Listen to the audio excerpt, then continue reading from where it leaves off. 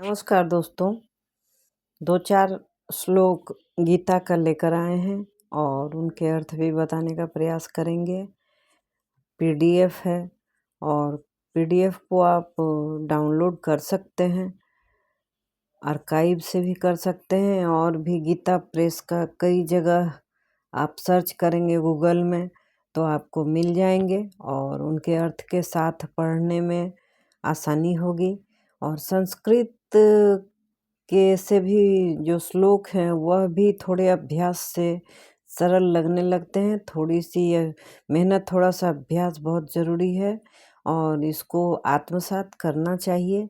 और यह तो भूमिका है, भूमिका में एक श्लोक है, लिखा है कि यत्र ब्रह्म च क्षत्रं च समयं च चरतः सः तम लोकम पुण्यम प्रज्ञेशम यत्र देवा सहाग्निना। यजुर्वेद से यह लिखा हुआ है कि जहाँ ब्रह्म शक्ति और छात्र शक्ति दोनों परस्पर एक दूसरे को के समर्थक होकर चलते हैं, उस पुण्य देश को मैं जाऊं जहाँ विद्वान और व्रताग्नि संपन्न होते हैं। कि एक तो विद्वान और दूसरे संकल्प लेने वाले व्रत अग्नि से संपन्न होते हैं, जो संकल्प लेते हैं, मैं उस देश को जान जाऊं। यह जो श्लोक है यह यजुर्वेद से है और कृष्ण जैसे महात्मा ने एक भवन खड़ा किया कि किंतु वह उसके जीवन काल में भी अलम प्राय हो गया, क्योंकि ब्रह्मनीति के साथ नहीं दिया, ब्रह्मनीति के साथ नहीं दिया। कृष्ण तो गुण कार्यानुसारिणी वर्ण व्यवस्था की सृष्टि कर गए, पर भारत के ब्राह्मणत्व के मिथ्याभिमानियों ने उसे नष्ट कर डाला। उज्जैनी की ज्योति मथुरा में विलुप्त हो गई, इसलिए एक महापुरुष ने विरजानंद दंडी के हाथ से मथुरा में फिर उस ज्योति को ग्रहण किया। आज ब्रह्मा शक्ति तथा छात्र शक्ति दोनों मिलकर धर्म को की स्थापना के लिए चलें। यही मौदगल्य का गीता भाष्य लिखने का उद्देश्य है। इस भाष्य को की सर्वश्रेष्ठ भूमिका है स्वयं कृष्ण का जीवन, इसलिए उसके बिना यह भाष्य अधूरा रह जाता। इस जीवन के साथ ही यह भाष्य आरंभ करते हैं। कृष्ण भक्तों, कृपया सरीखे प्रभु भक्त तथा कर्मयोगी बन जाओ। भगवान के सरीखे कृष्ण सरीखे प्रभु भक्त कर्मयोगी बन जाओ। वर्णाश्रम व्यवस्था का उद्धार हो, विश्व का उद्धार हो। संसार वेद पढ़े और उसका विस्तार अपने जीवन में देखे, भगवान से प्रार्थना है। कृष्ण कह रहे हैं कि स्वकर्मणा तम भैर्च्यम सिद्धिम विन्दति मानव। यह लाइन लिखा है पंडित बुद्धदेव विद्यालंकार स्वामी समर्पणानंद सरस्वती। तो अब इसमें कहा गया है कि दोनों की सेना जो थी, कौरव और पांडव की सेना आमने सामने लड़ने के लिए इकट्ठी हुई। विचित्र बात यह थी कि न्याय का योद्धा मोह के पंजे में फंसकर और आचार्य पितरः पुत्राः श्यालाः संबंधिनः तथा की दुहाई देने लगा कि जो युद्ध का प्रथम योद्धा था वह भी मोह में फंस गया, रिश्तों के मोह में फंस गया अर्जुन, और कहने लगा कि ये तो मेरे पितर हैं, ये तो मेरे बाबा हैं, ये तो मेरे संबंधी हैं, ये तो साला है, ये मामा है। इस तरह के संबंधों को मैं कैसे मारकर और इस राज्य को जीत सकता हूँ? यह तो बहुत दुख की बात है।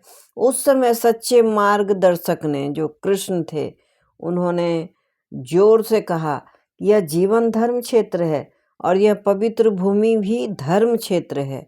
धर्म क्षेत्र कुरुक्षेत्र, यहीं से शुरुआत हुई है।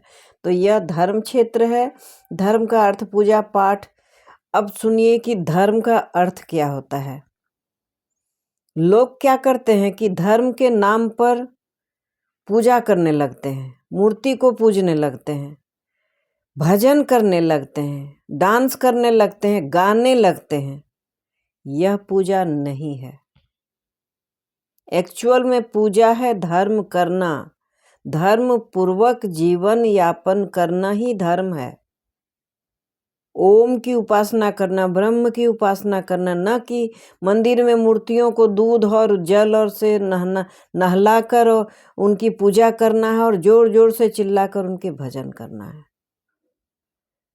एक्चुअल में धर्म है कि धर्म अपने अंदर समाहित करें और जीवन नियम से बिताएं, आस्था से बिताएं, ब्रह्म की शक्ति को माने, आत्मा की शक्ति को माने, जीवों पर दया करें। अभी के समय में क्या हो रहा है कि सिर्फ 10 लोग जमा हो जा रहे हैं और मंडली बना ले रहे हैं और भजन कर रहे हैं, माइक लगा ले रहे हैं, तो उन्हें लग रहा है कि उन्होंने धर्म किया। और जो मंदिर नहीं जा रहे हैं और जो भजन में सम्मिलित नहीं हो रहे हैं, उसे खुले मुंह से नास्तिक कह रहे हैं। ऐसी बात नहीं है कि जो मंदिर नहीं जा रहे हैं, जो भजन में सम्मिलित नहीं हो रहे हैं, वो धार्मिक नहीं है। धार्मिक हैं, वह अपने हिसाब से धर्म कर रहे हैं। अपने गृहस्थ कार्यों को पूर्ण करते हुए भी भगवान को याद कर रहे हैं, भगवान के दिए हुए कामों को सही तरीके से पूर्ण कर रहे हैं। धर्म उसे कहते हैं। धर्म ये इसे नहीं कहते हैं कि घर में वृद्ध अभिभावक बैठे हुए हैं, उनकी सेवा न करके जाकर मंदिर में आप 2 घंटे बिताते हैं। ये धर्म नहीं है। धर्म है कि ईश्वर ने, भगवान ने आपको जो जिम्मेदारी दी है, घर में सभी को पूर्ण करके और असमर्थ को, वृद्धों को भोजन पानी, सेवा, सहयोग, चलने में सहयोग, खाने में सहयोग, उनके जीवन यापन में जब आप सहयोग करते हैं, धर्म उसे ही कहते हैं। मैंने तो बहुत बार सोचा कि जाकर 2 घंटे बैठकर मंदिर में आऊं, शायद मन को शांति मिल जाए। 1-2 बार मैंने प्रयास भी किया, लेकिन पूरे समय मेरा ध्यान मेरे घर पर, मेरे परिवार पर, मेरे बच्चों पर रहा। इसका मतलब है कि घर की जो जिम्मेदारी थी वो मेरी पूरी नहीं हुई थी और मैं भगवान के शरण में चली गई थी शांति खोजने के लिए। यह कभी नहीं मिल सकती है। घर के कार्यों को जब आप पूर्ण करते हैं, घर की जिम्मेदारियों को पूर्ण करते हैं, आप पर आश्रित लोगों की जिम्मेदारियां जब आप पूर्ण करते हैं, जो असमर्थ हैं, जो अक्षम हैं, जो वृद्ध हो गए हैं, जो कुछ भी करने लायक नहीं है, अगर उनकी जिम्मेदारियां पूरी करते हैं, उन जिम्मेदारियों से भागकर और अगर आप मंदिर में बैठते हैं, याद करिए कि कभी भी ईश्वर आपके साथ नहीं होंगे। भगवान ने कहाँ कहा है कि आप अपनी जिम्मेदारियों से हटकर और मेरी सेवा करो। उन्होंने कहा अपने कर्तव्यों का पालन करो। अगर युद्ध क्षेत्र में युद्ध तुम्हारा कर्तव्य है तो युद्ध करो, क्योंकि तुम नहीं भी युद्ध करोगे तो ये युद्ध में मारे जा चुके हैं, काल ने इन्हें मार दिया है। तुम तो सिर्फ माध्यम हो, निमित्त मात्र हो। तुम्हारा और इनका और मेरा किसी की क्या हस्ती है जो जीवित रह सके। जिसने जन्म लिया उसे तो मरना ही है, सबका मृत्यु निश्चित हो गया है। इसीलिए अर्जुन, तुम अपने कर्तव्य पथ से, अपनी जिम्मेदारियों से, अपने धर्म से पीछे नहीं हटो। युद्ध क्षेत्र में खड़े हो तो तुम्हारा धर्म है कि तुम इन्हें मारो और अन्याय का नाश करो और पृथ्वी पर धर्म की स्थापना करो। तो क्या कहा जा सकता है? अज्ञानता तो मुझ में भी है और सब में है। सभी क्या समझते हैं कि बस मंदिर चले गए, भगवान की पूजा कर ली, उनके कर्तव्यों की पूर्ति हो गई और वो अपनी जिम्मेदारियों से मुक्त हो गए। कभी मुक्त नहीं हो सकते हैं और कभी आपकी पूजा पूर्ण नहीं हो सकती है। पूजा न करना बहुत बड़ा धर्म नहीं है, जिम्मेदारियों को पूरा न करना सबसे बड़ा धर्म है। मैंने कई जगह सुना है कि जो लोग मंदिर नहीं जाते हैं उन पर लोग, समाज में रहने वाले लोग रोज उनकी निगरानी करते हैं और उन्हें देखते हैं और कहते हैं कि वो उन्होंने पूजा नहीं की, वो पूजा नहीं करते हैं। आप पूजा करके बहुत बड़ा कमाल नहीं कर सकते हैं। आप रोज भगवान के मंदिर में जाते हैं, क्या आपने भगवान को देखा? नहीं देखा। आप अगर अपने घर में किसी वृद्ध की सेवा कर लेते हैं, किसी असमर्थ की सेवा कर लेते हैं, सोसाइटी में किसी असमर्थ की सेवा कर लेते हैं और अपाहिजों की सेवा कर लेते हैं, आप देखिए कि ईश्वर उसके अंदर हैं।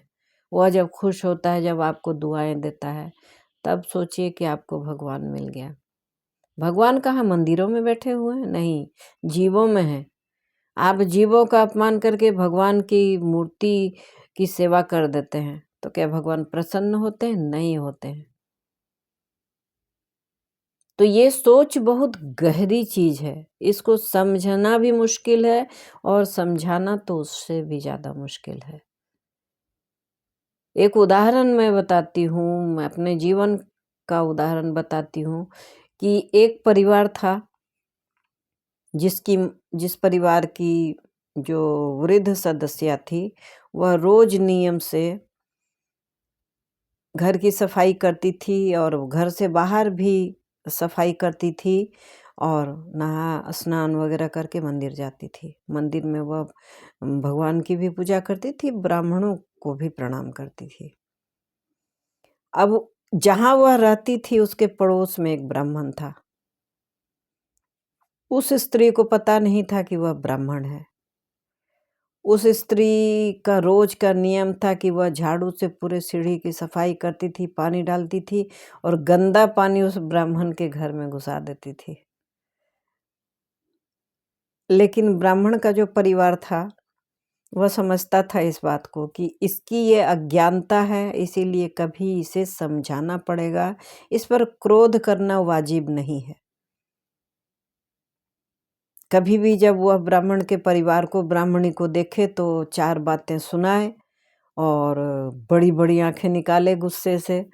और यह एकदम सत्य का अनुभव है, ये कोई झूठी कहानी नहीं है, इसके प्रमाण हैं। रोज की यही दशा ब्राह्मण के यहाँ जो थी स्त्री, जो महिला थी, वो रोज अपने घर को फिर से साफ करती थी और वो उधर से गंदा पानी बाहर से ऐसा जोर से मारती थी कि ब्राह्मण के घर में चला आता था। एक दिन की बात है कि अब जैसे सीमा पार होती है, 100 गाली देने के बाद कृष्ण ने अपने चक्र को चलाकर जैसे अपने फुफेरे भाई की गर्दन काट दी थी। तो आज के समय में गर्दन काटना तो कोई सजा नहीं है, अपराध है। तो अब ब्राह्मणी ने सोचा कि चलिए अब इसका पाप बहुत बढ़ गया, अब इसे पुण्य मार्ग दिखलाना चाहिए और शांतिपूर्वक इसके अंदर में जमे हुए इस मैल को हटाना चाहिए, जिससे कि आवरण में ये ढकी हुई है और मंदिर जाकर उसे धोना चाहती है। तब उसने उस दिन दरवाज़ा खोला और उसके सामने ही अपने घर से सारी गंदगी बाहर फिर निकाल दी और ताकि जो दूसरी महिला थी जिसने गंदगी अंदर डाला था, उसने देखा, वह बहुत क्रुद्ध हो गई। वह आई जो नज़दीक, उसके हाथ में एक झाड़ू थी। उस झाड़ू को उसने नीचे रखा इस तरह से पकड़कर और कहा कि मैं इसे रोज साफ करती हूँ और आप फिर से अंदर से गंदा पानी इसे यहाँ निकाल देती हैं। एक तो सहयोग नहीं करती हैं, यहाँ कोई सहयोग नहीं करता है, मैं कब सफाई करूँगी, कब मंदिर जाऊँगी। तब ब्राह्मणी ने उसे समझाया कि आप अपने घर की सफाई करती हैं, बाहर की सफाई करती हैं? बोली हाँ। हम बोले सारा गंदगी पड़ोसी के घर में घुसा देती हैं। यहाँ अपने धर्म के प्रति अपराध किया है, धर्म नहीं किया, अधर्म किया। अगर उस परिवार ने फिर से उस पानी को बाहर निकाल दिया तो फिर आपका क्रोध हुआ, यह आपका दूसरा अधर्म है। तीसरा धर्म हुआ कि आप एक जीव का बहुत अपमान कर रहे हैं और फिर मंदिर जा रहे हैं, स्नान करके वहाँ भगवान की पूजा करें, ब्राह्मण के भी चरण छू रहे हैं। भगवान आपसे संतुष्ट और प्रसन्न नहीं हो सकते हैं। आपको पता है कि आपने जिसके दरवाजे के अंदर से गंदा पानी घुसा दिया वो कौन है? बोली नहीं।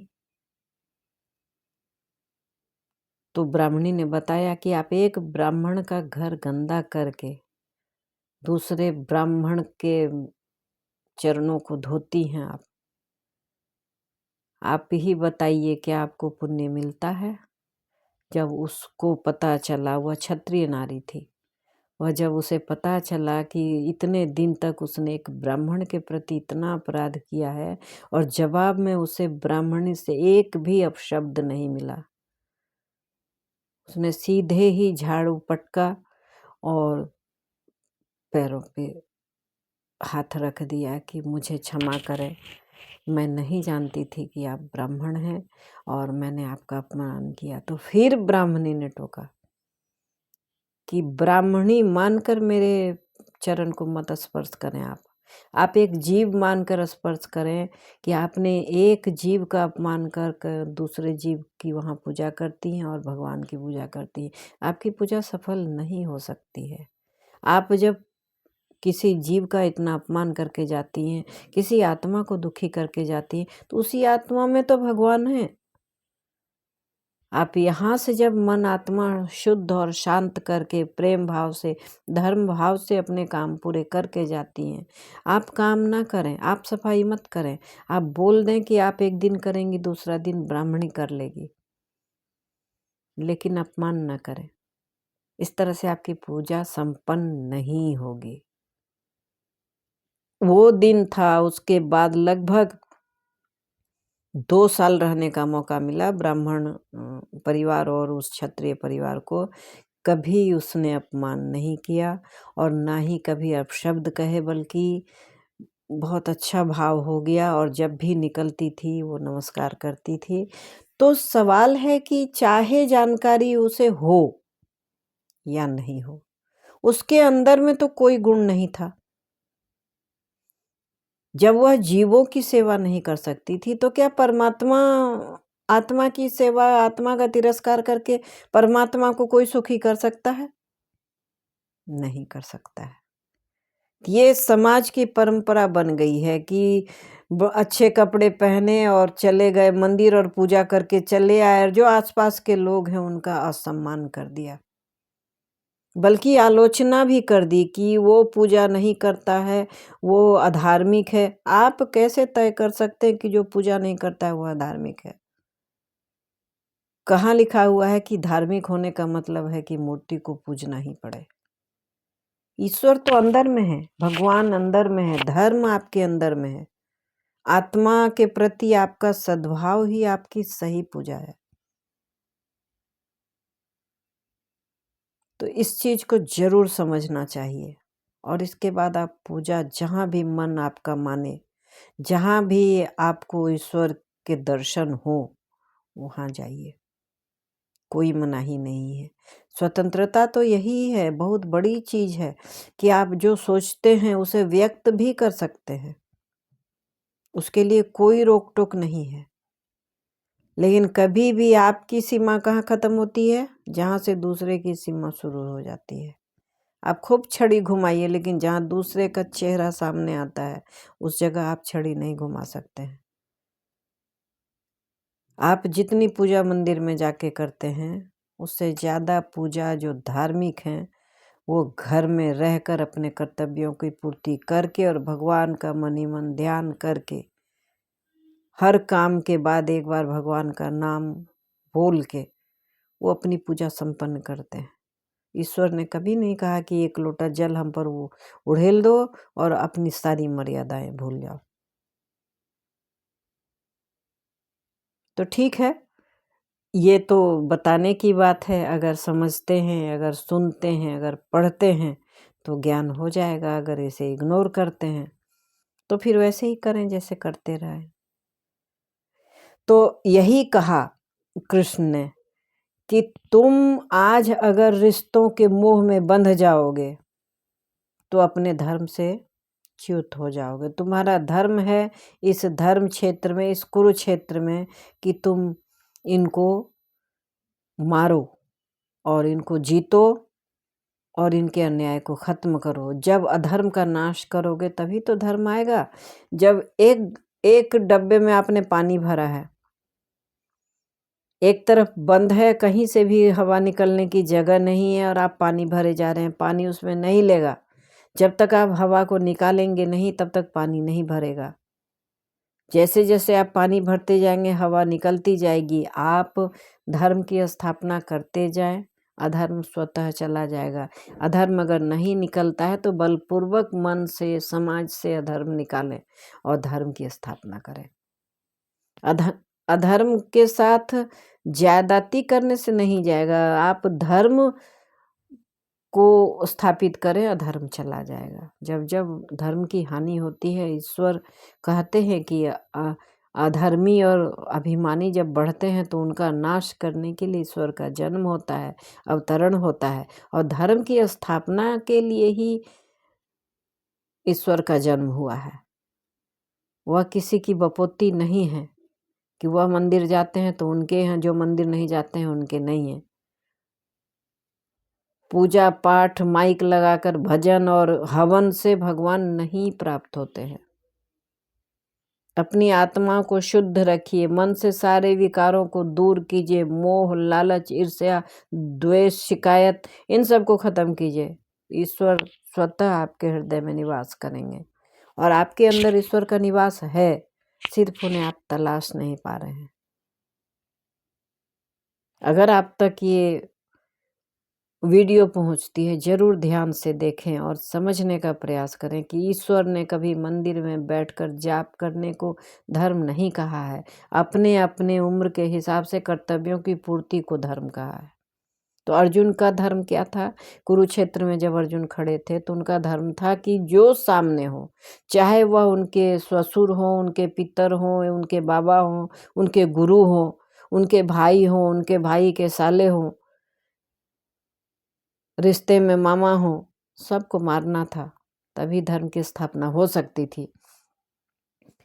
तो पूजा पाठ अब क्या है कि यहाँ कहा जा रहा है, यहाँ लिखा हुआ है कि उस समय सच्चे मार्गदर्शक ने चिल्लाकर कहा, मतलब कृष्ण ने चिल्लाकर कहा कि यह जीवन धर्म क्षेत्र है और यह पवित्र भूमि भी धर्म क्षेत्र है। धर्म का अर्थ पूजा पाठ, गाना बजाना, भजन करना आदि नहीं है। धर्म करने की वस्तु है, गाने की नहीं। यह मानव जीवन भी इस पवित्र भूमि की तरह धर्म क्षेत्र है, अर्थात कुरुक्षेत्र है। भज गाय नृत्य क्षेत्र नहीं। और तू यहाँ अवसाद की मुद्रा का अभिनय कर रहा, अवसाद का भी जगह नहीं है, अवसाद करने की भी चीज नहीं। अगर सामने समस्या आई है तो उसे संघर्ष का समय है, अवसाद की जगह नहीं है। यह धर्म क्षेत्र है, यहाँ कार्य करने की, सभी संघर्ष से बुराइयों को जीतने की, अच्छाइयों को उभारने की जगह है। यह ऐसा क्षेत्र है। बस गीता का आरंभ, तू यहाँ अवसाद की मुद्रा में अभिनय कर रहा है, बस गीता का आरंभ धर्म क्षेत्र, कुरुक्षेत्र शब्दों से करने का यही गुण भाव है कि धर्म क्षेत्र, कुरुक्षेत्र अक्षरों का सीधा अर्थ है कि ये धर्म क्षेत्र है